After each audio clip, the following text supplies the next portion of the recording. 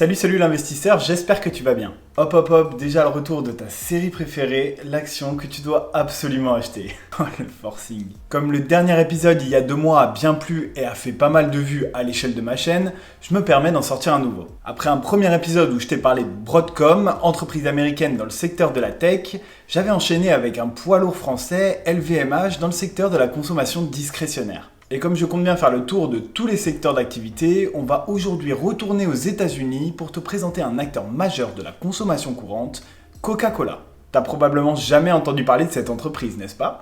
Je vais t'expliquer dans cette vidéo pourquoi cette entreprise iconique est indispensable dans un bon portefeuille en actions, et cela depuis plusieurs dizaines d'années. Mais avant tout, je tenais vraiment à te préciser une chose, malgré le titre un peu putaclic de cette vidéo, elle ne constitue en rien un conseil en investissement. Comme d'hab, moi je t'introduis l'action, après c'est à ton tour d'aller faire des recherches approfondies sur la chose. Je ne suis pas conseiller financier, à la limite je vais juste mettre en lumière quelques anecdotes, quelques fondamentaux autour de l'entreprise, mais rien de plus. Sorry, je me répète vraiment au début de mes vidéos, mais c'est vraiment important que tout soit clair et carré à ce propos. Allez, je vais te donner une petite mission, je vais lentement approcher ma main de l'objectif jusqu'à ce que l'écran devienne tout noir. Et pouf, l'intro se lancera et tu auras alors 10 secondes pour t'abonner à la chaîne en compagnie d'une petite musique entraînante qui te donnera envie de te déhancher. T'es prêt? Allez, let's go!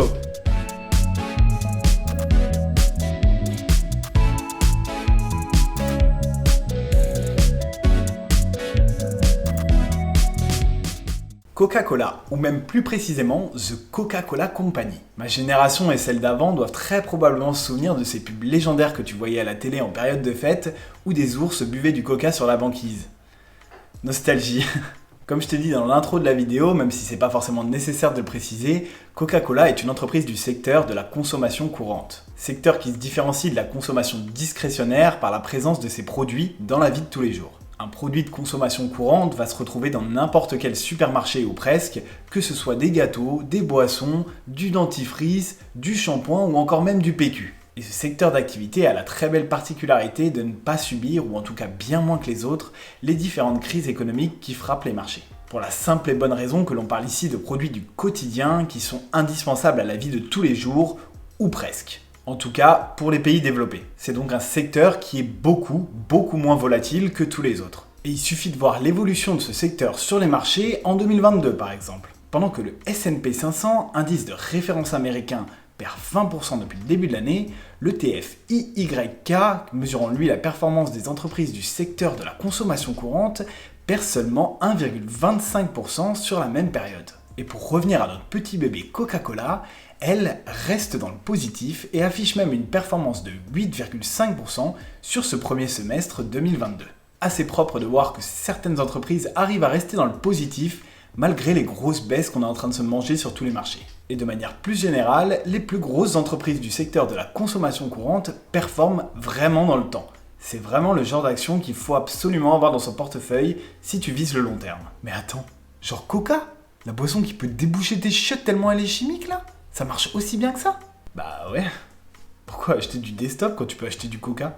Ça revient grave moins cher. Plus sérieusement, on identifie très souvent la marque Coca-Cola à cette boisson très connue du grand public que l'on retrouve dans 99% des supermarchés, des bars et des restos. Mais en réalité, l'entreprise est bien plus diversifiée que ça. À ton avis, quel est le point commun de toutes ces boissons que je t'affiche à l'écran? Je pense que tu t'en doutes vu que j'aborde ce sujet, mais effectivement, toutes ces boissons appartiennent au groupe Coca-Cola Company. Tu y retrouves le Fanta, le Sprite, Minute Maid, Powerade, Monster ou encore Fusti et Innocent qui ne sont pas sur l'image. Si t'es curieux, je te mets un petit lien dans la description où tu pourras retrouver tous les produits que détient la marque Coca-Cola. Mais normalement, celles que je viens de te citer sont les marques les plus connues des consommateurs français.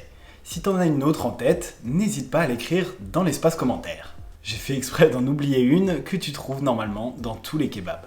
Tu l'auras compris, c'est vraiment les boss des boissons non alcoolisées, et ce, dans le monde entier. Et j'insiste bien sur le monde entier. Regarde bien cette petite infographie réalisée par le compte Insta Invest Billionaire. On y voit les 6 plus gros secteurs d'activité de la marque en fonction des revenus 2021. Forcément, le secteur géographique qui rapporte le plus, tu t'en doutes bien, l'Amérique du Nord. Mais on y retrouve aussi l'Afrique, l'Europe, l'Amérique latine et même l'Asie. Et en plus, je trouve leurs différents marchés assez bien équilibrés. Au-delà des secteurs géographiques, on peut aussi retrouver sur ce graphique 2 segments d'activité, dont le premier est le Bottling Investment, stratégie de franchisation des opérations d'embouteillage, c'est un peu compliqué et je suis pas sûr que ce soit vraiment nécessaire que je te l'explique dans cette vidéo, mais si ça t'intéresse, tu pourras encore une fois retrouver un lien dans la description.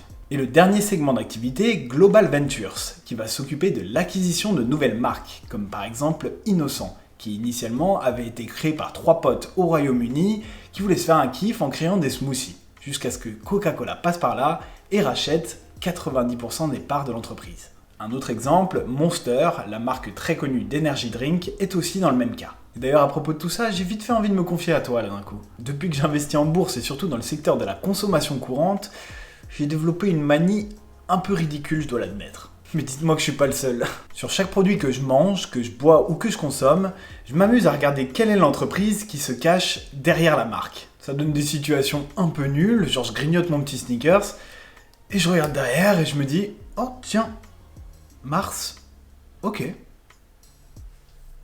Ok. » Chelou un peu, non?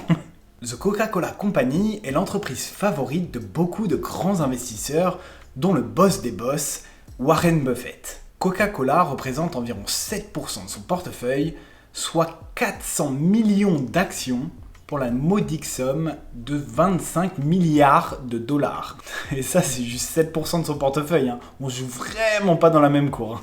Et une petite citation de sa part quand on aborde le sujet Coca-Cola: « J'investis dans des entreprises tellement merveilleuses qu'elles peuvent être gérées par un idiot, car tôt ou tard, ça arrivera. » Warren Buffett, lui, est toujours parti sur le principe qu'il garderait ses actions Coca-Cola dans son portefeuille à vie.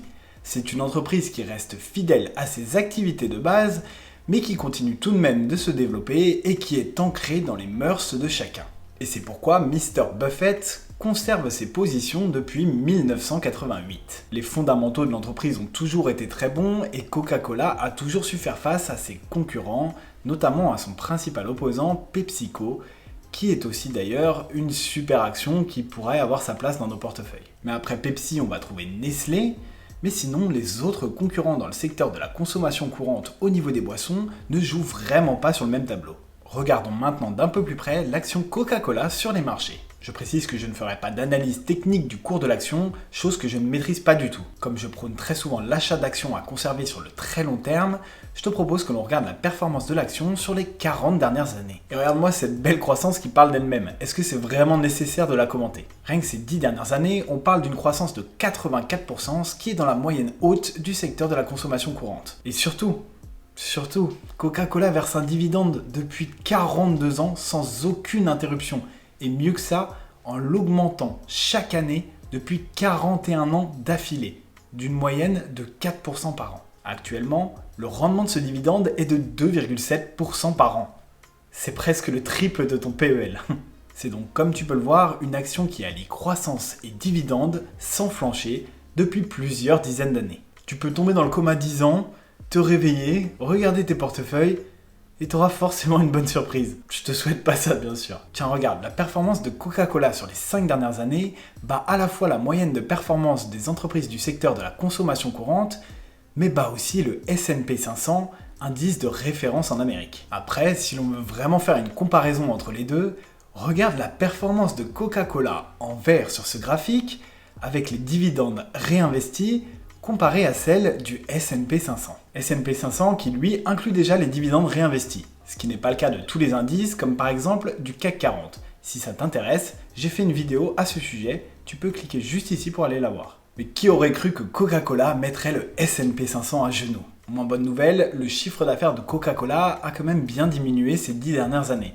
Mais rassure-toi, depuis 2018, on retrouve une assez bonne croissance. La chute s'explique en partie par une évolution des habitudes de consommation avec une tendance healthy qui se développe de plus en plus. Chose que l'entreprise a très bien compris, d'ailleurs ils ont pris des mesures pour ça, en achetant des marques comme Innocent dont je te parlais tout à l'heure, mais aussi en créant, comme la marque Honest, ou encore son eau plate Smart Water. Comme tu peux le voir, les marges de l'entreprise ont toujours été très rassurantes et en plus de ça, très constantes.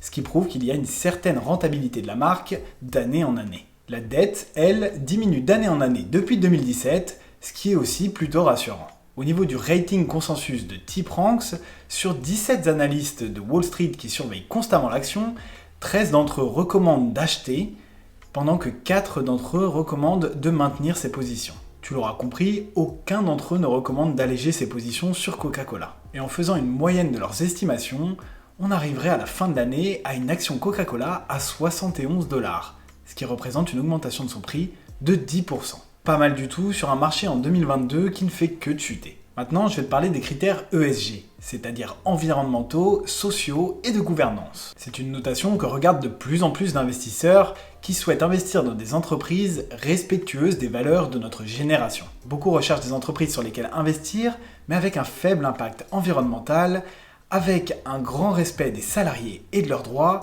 et d'une certaine parité au niveau du patronat. Coca-Cola s'est vu attribuer la note ESG de AA, qui est l'avant-dernier niveau sur l'échelle de notation.